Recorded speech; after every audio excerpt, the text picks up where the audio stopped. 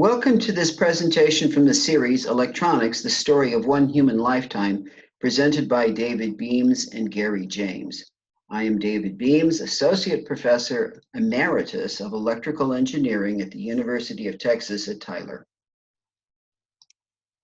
This is the first presentation in a series whose aim is to help electrical engineering students to understand the physics and electrical behavior of the p-n junction. The presentation assumes some knowledge of basic semiconductor concepts, such as what we mean by p-type and n-type semiconductors and how doping affects the concentrations of holes and electrons in each type. It also assumes a knowledge of basic electrical physics related to charge, electric potential, and electric fields. This first presentation will show a derivation of the junction contact potential. We represent a junction as two blocks, one N and one P of uniformly doped semiconductor material. Now note that these blocks have a constant cross-sectional area, A. On the left, here we have a two-dimensional representation of the junction. N sub A is the doping density of acceptors on the P side. N sub D is the doping density of donors on the N side, and doping densities are expressed in units of dopant atoms per cubic centimeter. Now note the contact potential VO that develops at the junction. And note the polarity of the contact potential. It is the electric potential difference between the N and the P sides using the P side as the reference. Now why does a contact potential form when N and P type materials are brought together? Well, free electrons from the N side will diffuse to the P side, leaving behind positively charged donor ions. Holes from the P side diffuse from the N side, leaving negatively charged acceptor ions behind. These layers of separated charge produce an electric field in the junction and hence a potential difference between the two sides.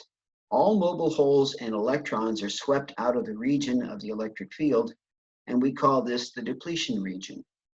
The electric potential difference between the two sides forms an electrostatic barrier that inhibits diffusion. So as diffusion proceeds, the electrostatic barrier builds and eventually it brings further diffusion to a halt. In this presentation, we're going to develop an expression for contact potential VO in terms of physical constants and the structure of the junction. It may not be obvious at this point, but we need to begin by examining the ways in which electric charges move or are transported in a semiconductor material. There are two mechanisms or means of charge transport. One is diffusion, which is transport due to concentration gradients, and two is drift, which is transport due to an electric field. This is an introduction to diffusion, which is transport due to concentration gradients. We have here a rectangular box of constant area A. The wedge in the box is meant to give the idea of a concentration of some kind of particles which are free to move within the box. The drawing implies that the concentration of particles is greatest at the left side and least at the right side. The concentration is assumed to vary in the x direction. The slope of the concentration at any value of x is the concentration gradient at that point. Note in this drawing that the concentration gradient dc dx is negative. We assume that the box is not closed. Particles can flow in and out through the faces of the box. The flux density at the right face is the number of particles per square centimeter leaving the box in 1 second. The flux density is related to the concentration gradient by the parameter d sub c, which is known as the diffusivity.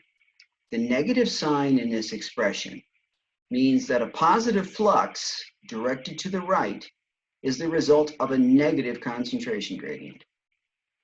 Now let's write out the units on both sides of the diffusion equation to determine the units of diffusivity. Flux density, particles per square centimeter per second, equals diffusivity multiplied by the concentration gradient, which is particles per cubic centimeter per centimeter, or we could also write that as particles per centimeter to the fourth power. We find from that that the units of diffusivity are centimeters squared per second. So we have the flux density so far, but the total flux is just simply the flux density multiplied by the area A. So we will now apply concepts of diffusion to holes in electrons. Here we show C of X as a concentration of holes. And this is an expression for the flux of holes exiting the box to the right. We find the hole current by multiplying flux by the charge per hole, which is the unit electronic charge 1.602 times 10 to the minus 19th coulombs. And now we show C of X as a concentration of electrons, and this is the current due to the flow of electrons driven by the concentration gradient. But why are the signs of I sub P, hole current, and I sub N, electron current, different? Well, in the case of holes, the negative concentration gradient drives positively charged holes to the right, and the associated current, IP, is positive.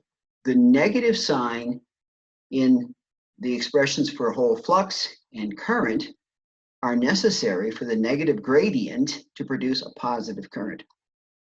In the case of the electrons, the negative concentration gradient drives electrons to the right, but a flow of electrons to the right makes I sub N, as defined here, negative. A negative current resulting from a negative concentration gradient does not need the minus sign. Now we will look at drift or transport of charged particles by an electric field E. Recall that an electric field is assumed to point from a region of positive charges toward a region of negative charges. So the force exerted by this electric field creates a rightward moving flux of positive particles, but a leftward moving flux of negative particles. The signs of these expressions reflect this. A leftward moving flux is negative, a rightward moving flux is positive. Mobility is defined as the ratio of a change in mean particle velocity to a change in the electric field that produced that change in velocity. So let's find the units of mobility. Particle flux density, particles per square centimeter per second, is mobility times, this is the concentration, particles per cubic centimeter, and this is the electric field strength in volts per centimeter. We find from that the units of mobility are centimeters squared per volt second. Now, drift sounds like aimless motion, but it's not. But it's the terminology we have, so we have to work with it. So let's look at hole and electron transport by drift. So let's assume a uniform, that is constant, no gradient, concentration of holes in the presence of an electric field, E. The electric field exerts a rightward force on these positively charged holes. The total flux is the flux density multiplied by the area of the face of the box. And now we assume a uniform concentration of electrons in that same electric field. And now note the sign of the electron flux. The sign is negative because the electrons are moving leftward in the electric field. Now we're going to combine drift and diffusion. Here we have the hole flux and the electron flux due to diffusion. And here we have a hole flux and the electron flux due to drift. And if we combine the two fluxes, diffusion and drift, we get the total hole flux, and the hole current is just simply the hole flux multiplied by the unit electronic charge. Now we're assuming the usual definition of electric current as a flow of positive charges, and a flow of positive charges to the right here constitutes a positive current. Here we have the total electron flux being the sum of the diffusion and drift fluxes. And this is the total electron current due to combination of diffusion and drift. So we've developed equations describing electric current due to transport of holes and electrons, but where are we going with this? Well, think of this. Under what circumstances would a junction be at equilibrium, currents be equal to zero? The trivial case is that both the electric field and all concentration gradients must be zero. But what if we have a structure with a built-in non-zero concentration gradient, like a junction? You got it. Equilibrium in the presence of built-in concentration gradients is going to require an electric field. And the integral of an electric field over a distance gives the electric potential difference, that is a voltage like the contact potential. So let's start with the whole current equals zero. This is the equation that gives the condition that would make the whole current equal to zero. Now, the electric field is the negative of the gradient of the electric potential. So if we make this substitution for E of x, we get this differential equation relating potential V to hole concentration. So let's continue with that same differential equation. And a little mathematical wizardry here gets us to this form of the differential equation. What we have done here is we have divided both sides by mobility and concentration, and we have cleverly eliminated dx from both sides of the equation. The diffusivity and mobility are related through the so-called Einstein relation. The ratio of diffusivity to mobility is equal to kT over Q, where K is Boltzmann's constant, 1.3806 times 10 to the minus 23 joules per Kelvin. Temperature, or T, is absolute temperature in kelvins. Q is the unit electronic charge, which we have seen before, 1.602 times 10 to the minus 19th coulombs. Now, for those of you who are keeping score at home, Boltzmann's constant is the ideal gas constant, 8.3144 joules per mole per Kelvin, divided by Avogadro's number, which is 6.022 times 10 to the 23rd per mole. The quantity kT over Q is sometimes called the thermal voltage, and it has a value of 25.9 millivolts at 300 kelvins. Now, some texts use V sub T to designate the thermal voltage. The differential equation now, including the Einstein relation, is this: minus dV is kT over Q, dP over P. So let's integrate both sides. We'll integrate minus dV from the limits of, this is the electric potential at the N side, this is the electric potential at the P side, and we'll integrate dP over P from the whole concentration on the N side, P sub N, to the whole concentration on the P side, P sub P. Carrying out the integration and applying the limits, we have Vn minus Vp equals Vo, which is kT over Q times the natural logarithm of the whole concentration on the P side to the whole concentration on the N side. Now we assume that the whole concentration on the P side, P sub P, is the same as the acceptor doping density on the P side, N sub A.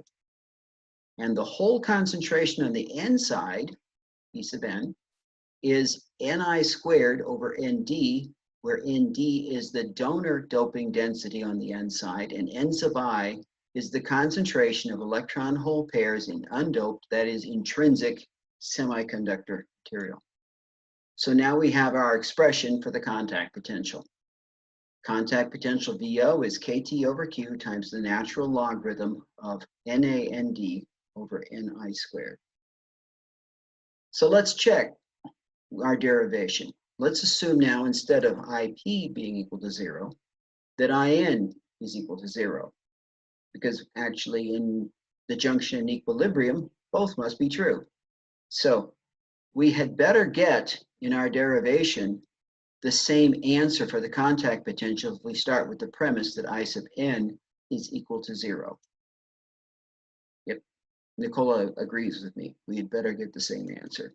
So the condition for I sub n equals 0, mu n, mobility of electrons times electron concentration times the electric field, is equal to minus the diffusivity of electrons times the gradient of electrons dn dx. And rearranging this and substituting the definition for the electric field in terms of potential, the electric field as the gradient minus the gradient of the potential gives us this differential equation. So here we have it.